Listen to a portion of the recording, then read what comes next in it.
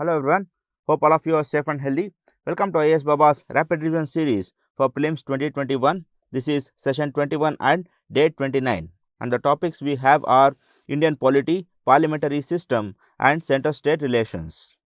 Friends, these are the hot topics which are going to discuss. That is the question hour, then inner line permit, then consolidated sinking fund of every state, then comparison of impeachment of president of US and India, then removal of Supreme Court judge, then pardoning power of governor, then National Capital Territory Bill, then Official Languages Commission, then the Office of Profit and the related issues, and Delimitation Commission and the delimitation journey of India. Now, coming to the first topic, the question hour.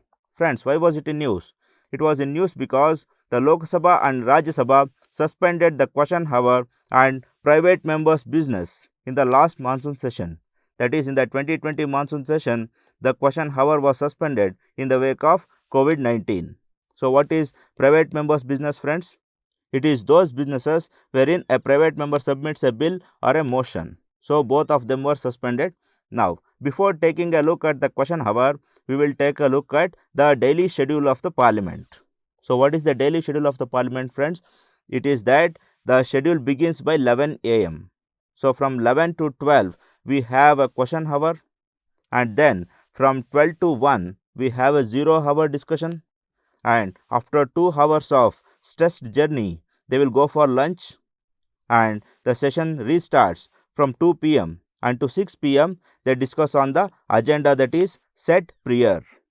So, this is the daily schedule. So, question hour and 0 hour are the first 2 hours of daily parliamentary schedule. Now, what about question hour? It is provided in the rules of procedure of both Lok Sabha and Rajya Sabha. Then, member has to give a 15-day prior notice to the chairman or speaker in a prescribed manner. So, a 15-day prior notice has to be given by a member if he has to ask a question in the question hour. Yes, friends, then question hour was done away in 1962, 1975, 1976, 1991, 2004 and 2009. So, friends, this is not the first time that the question hour is being suspended. It has been done many times before. Now, coming to a comparison between question hour and 0 hour. So, 0 hour is not mentioned in the rules of procedure, and it is a innovation of Indian Parliament. And then the members have to give notice before the start of the daily session for the 0 hour. So, that is why the 0 hour name comes. That is, you will provide the notice at the 0th hour, unlike 15 days. So, we will not by heart, we will remember the logic and move on. Then, come to next topic, the inner line permit. So, why was it in news, friends? It was in news because Arunachal Pradesh Assembly unanimously passed a resolution for the entire state to be included in the 6th schedule of the constitution. So, 6th schedule provides for protection to the religious and tribal traditions and customs. But however, central government denied it, saying that you already have the inner line permit, then 6th schedule need not be necessary. So, then what is inner line permit, friends?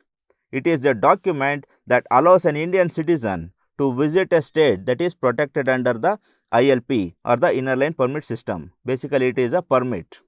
Yes, and it is a British era regulation, and it is governed by Bengal Eastern Frontier Regulation Act 1873. So, inner line permit is a statutory clause and it is not a constitutional clause. So, we will remember this fact and move on. Then, Arunachal Pradesh, Nagaland, Mizoram are protected by the inner line, and lately Manipur was added.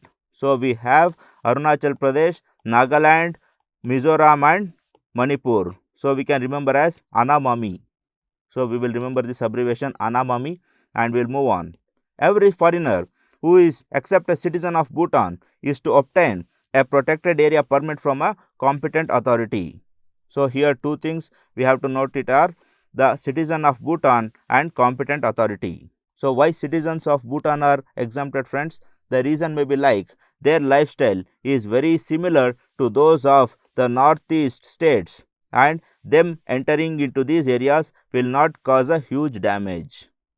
And then competent authority. Who might be a competent authority? It might be someone in the Home Ministry. Yes friends, so these are some of the facts regarding the inner line permit which we have to remember, and we will move on. Now coming to the next topic, consolidated sinking fund. So what is this consolidated sinking fund, friends? It is a reserve fund created by the states for buffering their debt obligations. So just like we have the reserve fund in the government of India, we have consolidated sinking fund for the states. And where it is maintained? It is maintained in the Reserve Bank of India.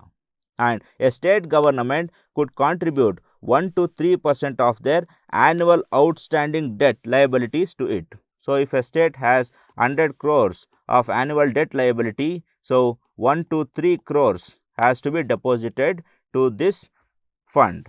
Then initially 11 states set up this sinking fund. Only 11 states had this consolidated sinking fund, but later 12th Finance Commission recommended it to all the states. So now all the states currently they have the consolidated sinking fund.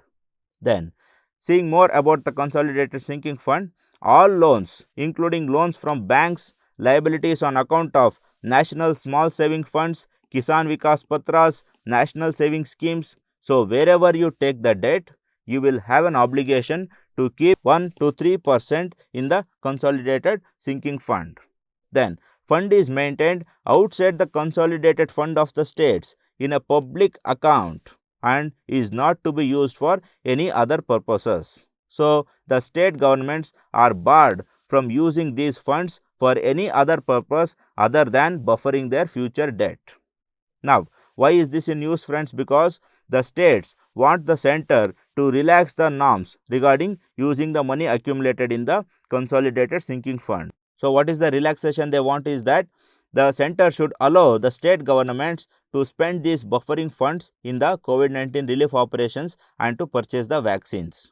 So this is all about consolidated sinking fund. Now come to the next topic, comparison of impeachment of president. So why was it in news, friends? Because Donald Trump became the first president in US to be impeached twice. So in this context we will have a comparison. So coming to the grounds on which a president has to be impeached. In US the grounds are treason, bribery or any other higher crimes. So higher crimes means in India it may be heinous crimes. And in India the grounds are violation of the constitution. So there is no specific ground that is being provided. Any violation of the constitution can be a formidable ground for the impeachment of the president. Then initiation. How the impeachment motion has to be initiated? It is in the House of Representatives in US. So only the lower house can take the initiation motion of the impeachment of president in US. But in India, either of the house can take the motion of impeachment. Then procedure in the first house or in the house in which the motion is introduced. So here trial is initiated if the impeachment motion is passed with simple majority. So if you pass with simple majority, that is 50% or more, then the trial on the impeachment of president will be initiated. However, in India, 1/4 of the members should undersign the charges and then 14 days notice should be given to the president to defend himself. Then 2/3 of majority of total membership of the house. Remember friends, this is not total members present and voting, it is total membership of the house in all. If they pass the motion, then it goes to the second house. So now coming to the second house, what are the procedures there?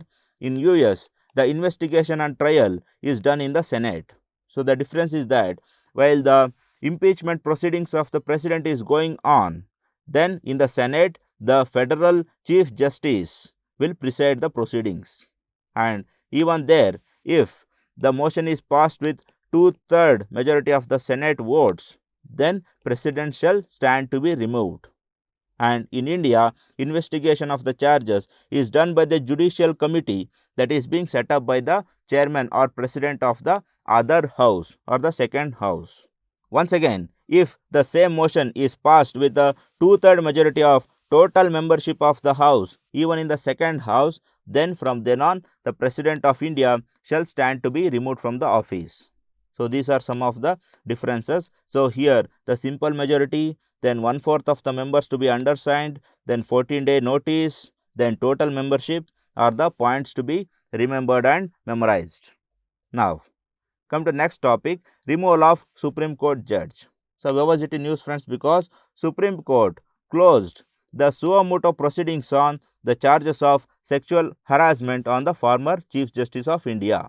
So this is the Tarun Gogoi case. On this case, the removal of Supreme Court judge becomes important. So friends, not the detailed procedure of the removal of Supreme Court judge is present in the Constitution. So the Judges Enquiry Act and the Judges Enquiry Rules and also the Constitution provide together the detailed procedure. So now we look into those provisions that are provided in the Judges Enquiry Act.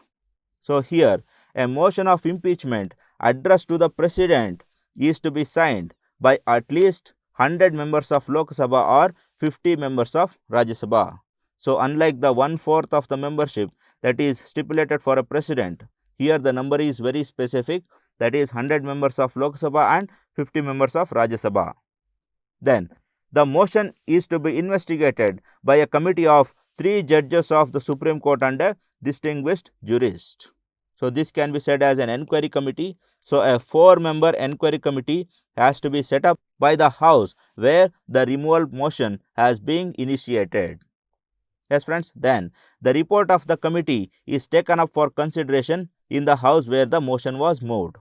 So here the difference between the removal of judge and the impeachment of President in India is that here in the removal of judge, the investigation is conducted by the same House where the removal motion is introduced. But in the President's case, the investigation is done by the second House. Yes friends, then one more clause that we need to remember is that here if the enquiry committee acquits the Supreme Court judge, or if it says that the charges that are being put on the Supreme Court judge is baseless, then from then on the Supreme Court judge stands to be exonerated of all charges. And moreover, even if the enquiry committee says that the judge is actually convicted of all those crimes, even then Parliament has the discretion whether to receive the report or not. So even if the committee says that he is convicted, if the Parliament decides that this report should not be taken up, then from then on once again the Supreme Court judge stands to be exonerated. So here the discretion of the Parliament House stands at most. Yes friends, now come to next, what does the Constitution provide for the removal of Supreme Court judge? So here Constitution provides that a Supreme Court judge can be removed on the basis of proved misbehavior and incapacity. So unlike the violation of Constitution in the President's case, here it is proved misbehavior and incapacity. The grounds are very specific. Then after address of each house of the Parliament supported by a majority of total membership of that house and by a majority of not less than 2/3 of members of the house present and voting. So this is very similar to the Constitutional Amendment majority which is required. So this is different from the majority of the President, which says that the majority of 2/3 of total membership that is required for a President. So the difference in majority, we will take care of it here itself and then we move on. So address has to be passed and presented to the President in the same session. And further, if President orders accordingly for the removal of Supreme Court judge, then the Supreme Court judge stands to be removed from his office. So we compared the removal of Supreme Court judge with that of the President, and we have remembered some of the clause, and we will move on to the next topic. So the next topic is pardoning power of governor. Why was it in news, friends? Because remission of the sentence of A.G. Perarivalan, the convict in Rajiv Gandhi assassination case, has been pending before Tamil Nadu governor for over 2 years. So in this case, the pardoning power of governor comes into picture. Now, before going to the pardoning power of governor, we will have a look at the pardoning power of president. So what are the pardoning powers of president, friends? They are these 5 to 6 and they are presented in Article 72. So what are they? They are first pardoning power. So the pardon means complete exoneration. So we will remember this pronunciation P for P, pardon and complete. Then next is commutation. Commutation means substitution of one form of a punishment with a lighter form, or in other words we can say demotion from the punishment. So commutation and demotion, they pronounce similarly, so we can remember accordingly. Then respite. So what is respite, friends? It is awarding a lesser sentence due to some special fact. So the special fact here is disability, pregnancy or any of that matter. Yes, now SP of respite and SP of special, they pronounce together and we can remember accordingly. Then reprieve. So what is reprieve? It is stay of execution for a temporary period. So PR of reprieve and temporary is PR, they pronounce similarly, so we can remember likewise. Then what is remission, friends? It is reducing the time of the sentence. So 27 years to 14 years. So likewise. And once again the MI of remission and IME of time, they pronounce similar, so that is how we can remember. So P for complete, then commotion and demotion, respite and special, reprieve and temporary, remission and time. So we can remember likewise. And now coming to the pardoning power of the governor. So just like the president has the pardoning powers regarding the center made laws, the governor has the pardoning powers to the state made laws. And he has the power to pardon, commute, respite, reprieve and remit on the punishments which are awarded against the violation of the state laws. But however, governor cannot pardon a death sentence. So even if the death sentence is provided against the violation of a state law, then the governor cannot award a pardon over a death sentence. So it is the president and president alone who can pardon a death sentence in this Indian territory. So we will remember that fact.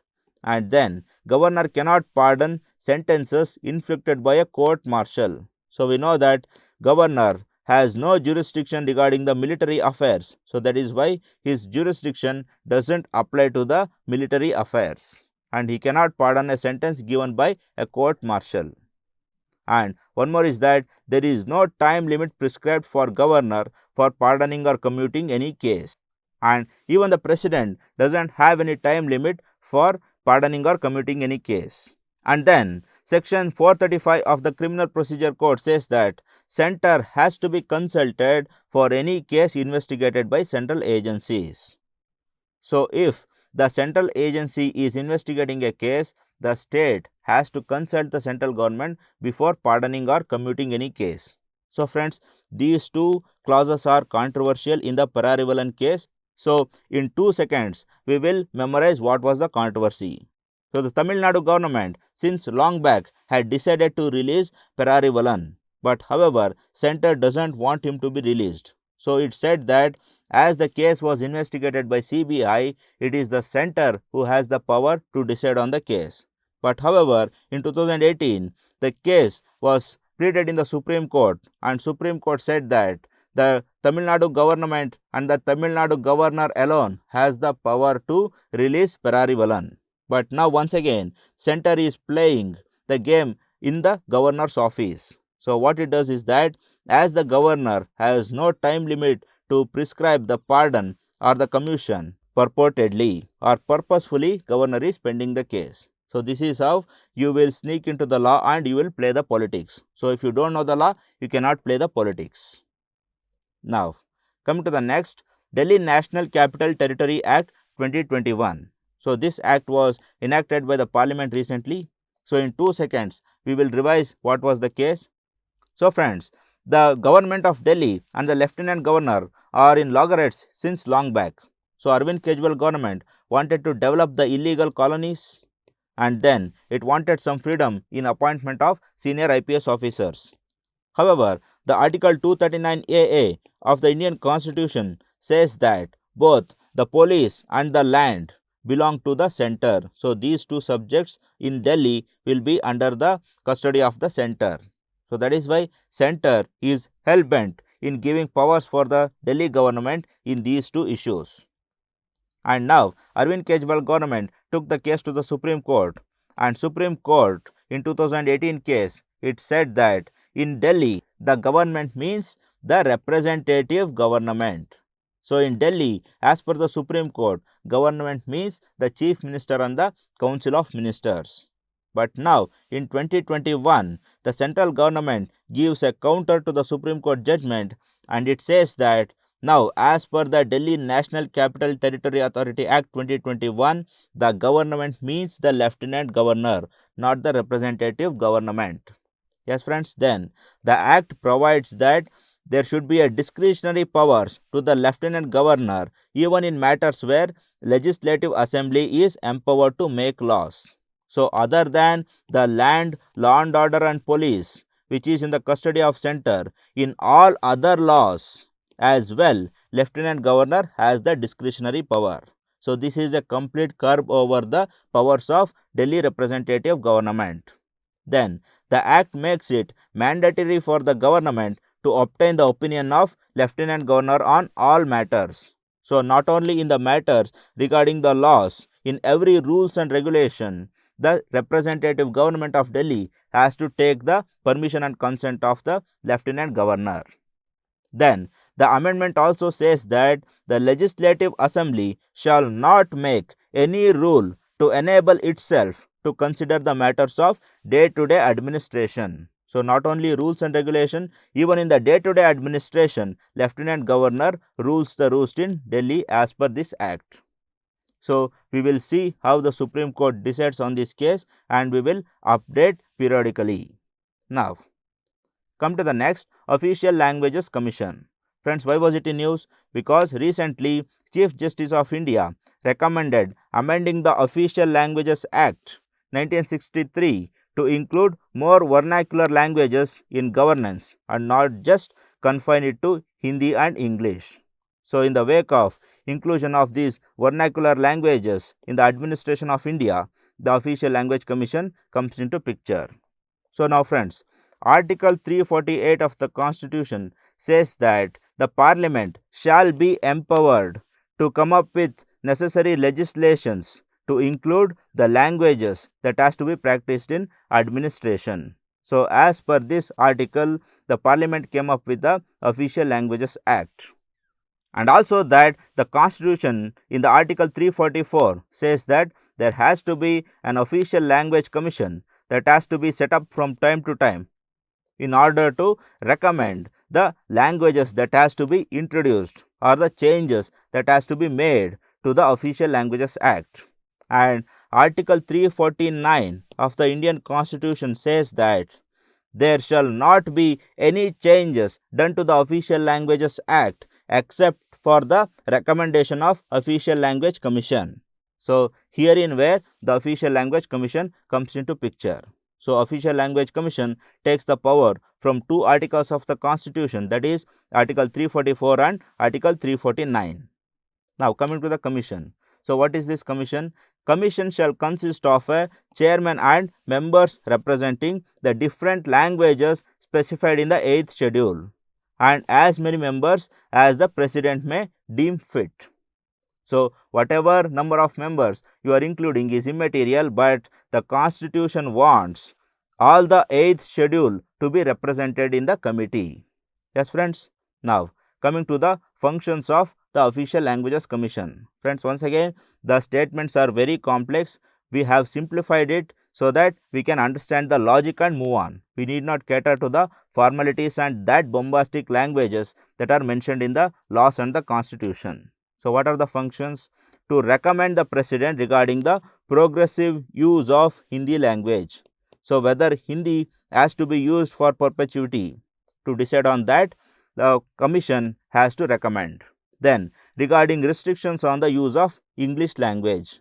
So, the progressive use of Hindi and the restriction of English. Then, any other language to be used. If the vernacular language has to be used, then the Commission has to recommend. Then the form of numerals to be used. So not only the words and the language, even the numerals come under jurisdiction of the Official Languages Commission. Then any other matter referred to the commission by the president. So any other miscellaneous matters, they come under the jurisdiction of Official Language Commission. And constitution also says that there shall be a 30-member parliamentary committee, 20 from Lok Sabha and 10 from Rajya Sabha, to be set up to look into the recommendations of this Official Languages Commission. So these are the functions of Official Language Commission. Then come to the next topic, Office of Profit. Friends, why was this in news? Because a Parliament's Joint Committee on Office of Profit has sought Centre's response to a long pending demand for amending Constitution to clear the ambiguity over definition of Office of Profit. So now friends, the Joint Committee wants to clear the ambiguity. So then what is the ambiguity? The very big ambiguity is that there is no definition of Office of Profit in the Constitution or any other law in India. So then what does the Constitution and the Indian laws provide for Office of Profit? They only provide these three things. That is, under Article 102 Clause 1 and under Article 191 Clause 1, an MP or an MLA is barred from holding an Office of Profit under the central or state government. So even here, the Office of Profit is not defined. It only says that the person who holds an Office of Profit is barred from becoming an MP or an MLA. Then what does the Representation of People's Act provide for the Office of Profit? It only says that holding an Office of Profit is one of the grounds for disqualification. So RPA says if you hold an Office of Profit, you will be amenable to disqualification. Yes friends, so even RPA doesn't exactly provide what is an Office of Profit. Then Parliament Prevention of Disqualification Act 1959 also mentions something about Office of Profit. So what it mentions, it lists the number of offices of profit that are exempted from disqualification of MPs. So if the MPs are holding these and these offices of profit, they are not disqualified from being an MP or an MLA. So only these provisions we have. So there is no detailed explanation and there is neither a definition of Office of Profit in Indian Constitution or any of the Indian laws. So in order to curb this ambiguity, the Supreme Court in Pradyut Bordoloi case has come up with some of the stipulation which prescribe that the Office of Profit should be defined on these lines. So what are those stipulations, friends? An Office of Profit is one wherein the government exercises control over appointment and removal. So if the government is appointing and removing an office, then it is an Office of Profit. Then if the office has any remuneration attached to it, so if the office is receiving salary from the government of India or any of the state governments, then it is an Office of Profit. So coming to next, whether the body in which the office is held has government powers.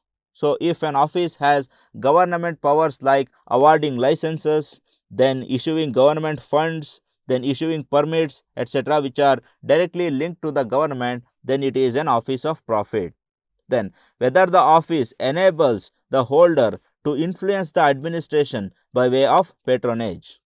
So if the officer who is holding an office, if he is capable of tweaking the government rules and regulations or tweaking the administration in the favor of any of his favorites, then once again the office becomes Office of Profit. Yes friends, so this is all about Office of Profit. Then coming to the next topic, Delimitation Commission. So why was it in news, friends? It is because Lok Sabha Speaker nominates 15 MPs to assist Delimitation Commission, and also that in J&K the Delimitation Commission has been set up and that is already working to form new constituencies in J&K in Jammu and Kashmir. Now, what are the constitutional provisions regarding the Delimitation Commission, friends? They are Article 82. What it says, Parliament after each census has to enact a Delimitation Act and it has to set up a Delimitation Commission. So, the Delimitation Commission takes its origin from the Article 82 of the Constitution and it takes its powers from the Delimitation Act enacted under the same article. Then Article 170 says that there has to be same commission to both center and states. So in India, we have only one delimitation commission which forms the constituencies of both center and states. As friends, then the Delimitation Act 2002, the latest act, it provides that there has to be 3 ex officio members in the Delimitation Commission. So who are those ex officio members, friends?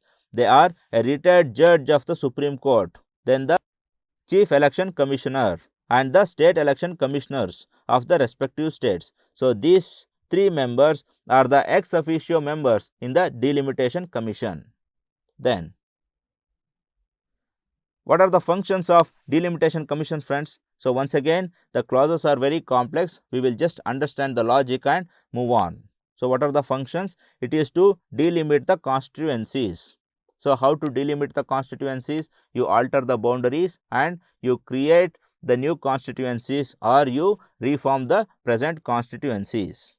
And then to maintain equal population in all constitutions as practically possible. So to the much of your practicality and ground reality, you should ensure that in every constitution the population are equal in number. So there will not be one constituency wherein there is huge population, and there will not be another constituency where are meager population. Then to identify reserved constituencies. So constituencies reserved for SC, STs and OBCs have to be demarcated and labelled by the Delimitation Commission. Then to hold public opinions regarding the delimitation. So once you perform the delimitation action, you will hold the public opinions and you ask the opinion whether the delimitation done was correct or not. And then you have the power to adopt the changes as per the public's opinion. So after that, you will publish the delimitation report in the Gazette, and it will also be discussed in the Parliament. Yes, friends. Then coming to the delimitation journey of India. So we know that after every census, Delimitation Commission has to be set up and it has to perform delimitation. Accordingly, in the 1951, we set up a census and a Delimitation Commission, and in 1963, we had one more Delimitation Commission, and in 1972, there was one more Delimitation Commission. However, after 1970s, in the 42nd Amendment Act, it stated that the delimitation has to be barred till 2001. So the 42nd Amendment said there should be no delimitation till 2001. So on that basis, in 1981 and 1991, we didn't have any delimitation commissions and we didn't perform delimitation in those 2 years. However, ultimately the 2001 arrived, and in 2002, the 84th Amendment Act was enacted, which stated that delimitation can be done, but the number of seats in the Parliament cannot be altered. Then the amendment also said that the numbers should be frozen till 2026. So the number of seats in the Parliament and state legislature are currently sealed till 2026. So what is the current status now? So till 2026, we can perform delimitation after every census, but we cannot alter the number of seats in the Parliament and the state legislature. So accordingly, in 2008, delimitation was done and it was implemented. So we will update in the future whenever the Delimitation Commission is being set up. Coming to the last part, friends, polity is one part where the questions will be easy and you have the opportunity to get all the questions correct in polity. So cash it on. Please do not neglect polity chapters, and if you neglect, there will be other people, other competitors who are ready to cash on them, and they will always move ahead of you. Do not neglect any part of the syllabus, and precisely never ever neglect polity. So do it, revise well, all the very best, come out with flying colors. Good luck, friends.